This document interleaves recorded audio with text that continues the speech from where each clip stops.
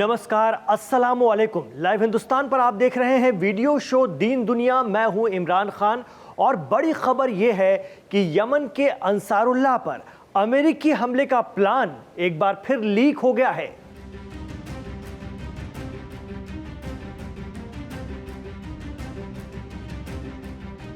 जी हां, media report बता रही है कि यह प्लान किसी और ने नहीं बल्कि खुद प्रेसिडेंट ट्रंप की कैबिनेट के जरिए लीक हुआ है। खास बात यह है कि यह कोई पहली बार नहीं है बल्कि एक माह पहले भी ऐसा ही हो चुका है, जहां एक तरफ यमन के हौसी फाइटर्स या अंसारुल्लाह अमेरिका को ज़बरदस्त तरीके से जवाब देने का दावा कर रहे हैं।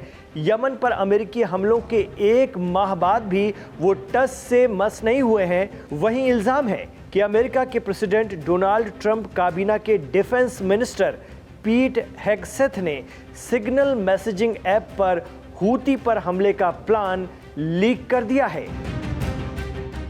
मीडिया रिपोर्ट की माने तो ये मामला अब बेहद गंभीर और संजीदा हो गया है।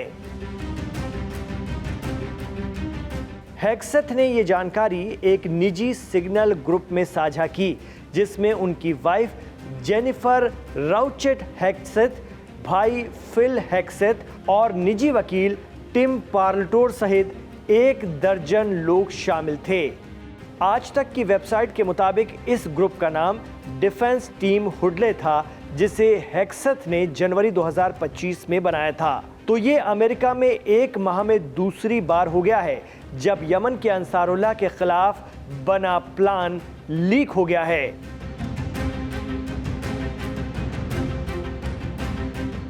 हालांकि यमन पर अमेरिकी हमले जारी हैं, लेकिन हौसियों के खिलाफ अमेरिका को मुकम्मल कामयाबी हासिल नहीं हो पा रही है। क्या बार बार लीक हो रही अमेरिकी हिकमत अमली इसकी एक बड़ी वजह है? यह भी एक अहम सवाल है। इधर अंसारुल्लाह अमेरिकी ड्रोन और लाल सागर में तैनात अमेरिकी aircraft carrier USS Harry S Trueman को निशाना बनाने का दावा कर रहे हैं।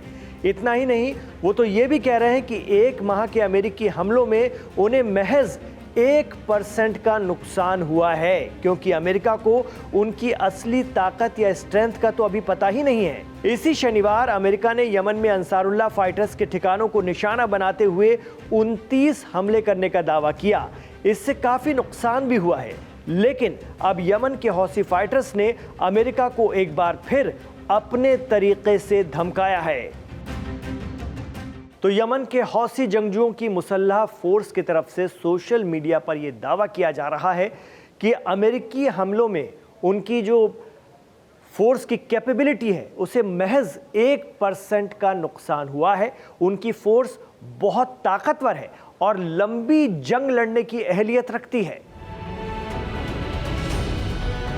वो तो ये भी कह रहे हैं कि अंसारुल्लाह अमेरिकी हमलों के बावजूद लगातार अपनी मिलिट्री सलाहियत को डेवलप कर रहे हैं अमेरिका और इसराइल से मुकाबले के लिए।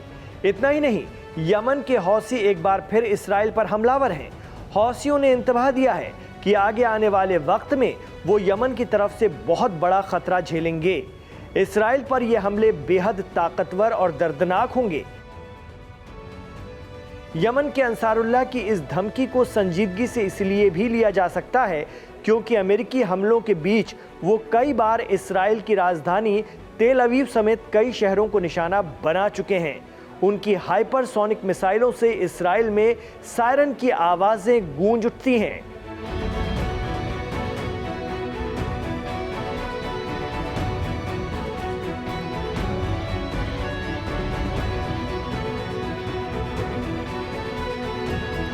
तो ईरान हिमायती यमन के हौसी जंगजुओं की तरफ से ये बयान ऐसे वक्त में आ रहे हैं जब उनके खिलाफ अमेरिकी कार्रवाई में पिछले 3 हफ्तों में ही $1 बिलियन तक खर्च हो चुके हैं।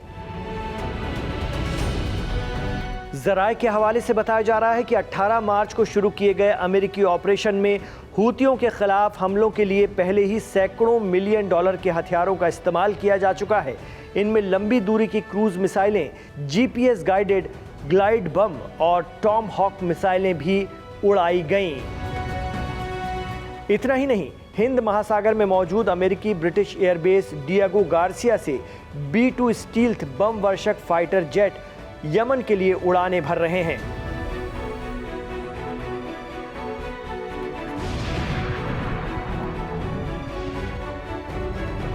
इधर लाल सागर या रेड सी पर USS हैरी एस ट्रूमैन जंगी बेड़े की मदद के लिए एक और aircraft carrier USS Carl Vinson भेजा गया।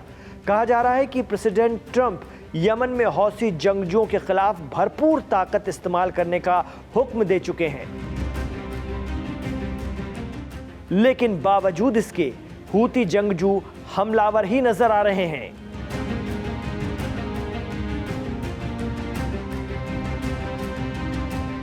और तो और यमन के अंसारुल्लाह अमेरिकी B-2 बॉम्बर तक उड़ाने की धमकी दे रहे हैं।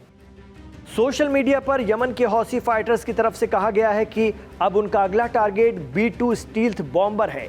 दुनिया में कहीं भी मारक सलाहियत रखने वाला ये जंगी तैयारा अब यमन के अंसारुल्लाह के निशाने पर आ गया है। कोई और मुल्क या ग्रुप होता तो अमेरिका इस धमकी को संजीदगी से ना भी लेता, लेकिन अब तक अमेरिका के 20 से ज़्यादा MQ-9 रिपर ड्रोन गिरा चुके यमन के अंसारुल्लाह की बात को हल्के में नहीं लिया जा सकता। यमन में अंसारुल्लाह के खिलाफ मार्च के महीने में शुरू हुई कार्रवाई को 1 माह से ज़्यादा का वक्फा बीत गया है, लेकिन उन्होंने अमेरिका और इसराइल के आगे हार नहीं मानी है, बल्कि पूरी ताकत से मुकाबले में हैं। जानकार मानते हैं कि अगर हूती ये बात कह रहे हैं तो उनके पास वो टेक्नोलॉजी ज़रूर होगी कि अमेरिकी जहाज़ को ज़मीन पर ला सकें, क्योंकि इससे पहले भी उन्होंने MQ-9 रिपर ड्रोन, जिनकी तादाद 20 से ज़्यादा पहुंच रही है, उन्हें गिराकर एक बड़ा चूना अमेरिका को लगा दिया है। तो सोशल मीडिया पर जो बयानात चल रहे हैं उनमें हौसियों ने अमेरिका के लिए कहा है कि जो लोग हमारे मुल्क पर बम गिरा रहे हैं उन्हें कुछ भी हासिल नहीं होगा, वो अब समंदर में हमारी ताकत से रूबरू होंगे। हूती लिखते हैं कि खुदा हमें कामयाबी देगा। तो देखा जाए तो अमेरिकी हमलों के मुकाबिल हौसियों के हौसले बहुत ज़्यादा बुलंद नज़र आते हैं। 1 माह से ज़्यादा वक्त तक सीधे अमेरिका से मुकाबला करना किसी भी गरीब और छोटे मुल्क के लिए बहुत मुश्किल होता है, लेकिन यमन के एक हिस्से पर कंट्रोल रखने वाले हौसी जंगजू अमेरिका के भारी खर्चे के बावजूद उन्हें और परेशान करते नज़र आ रहे हैं। तो एक तरफ अमेरिकी हमलों की प्लानिंग, दूसरी बार लीक होने की खबर, और इधर हौसियों का बढ़ता हौसला। लगता नहीं कि यमन में US इसराइल को जल्द ही मुकम्मल कामयाबी मिल पाए। तो ये था आज का दीन दुनिया। आपको कैसा लगा हमें कमेंट बॉक्स पर ज़रूर बताइएगा। आपसे गुजारिश रहेगी कि अगर आप इमरान खान के साथ आखिर तक कनेक्ट रहे हैं तो हमारे इस वीडियो को लाइक ज़रूर कर दीजिएगा, ताकि ये ज़्यादा से ज़्यादा लोगों तक पहुंच सके। इसे खूब शेयर कीजिए अपने दोस्तों और रिश्तेदारों में व्हाट्सएप के ज़रिए। आपसे ये भी कहना चाहेंगे कि आप हमारे चैनल लाइव हिंदुस्तान को सब्सक्राइब ज़रूर करते रहिए और लोगों को भी इसके लिए प्रेरित कीजिए। इस वीडियो को आगे बढ़ाइए और उनसे गुजारिश कीजिए कि हमारे चैनल को भी सब्सक्राइब करते रहें, ताकि हमारा चैनल दूर दूर तक देखा जा सके, ज़्यादा से ज़्यादा हिंदी और उर्दू जानने वाले लोग इसे देख पाएँ। बहुत बहुत शुक्रिया आपका हमारे साथ जुड़ने के लिए और ये प्यार दिखाने के लिए। अपना ख्याल रखिएगा, अपनी दुआओं में हमें याद रखिएगा।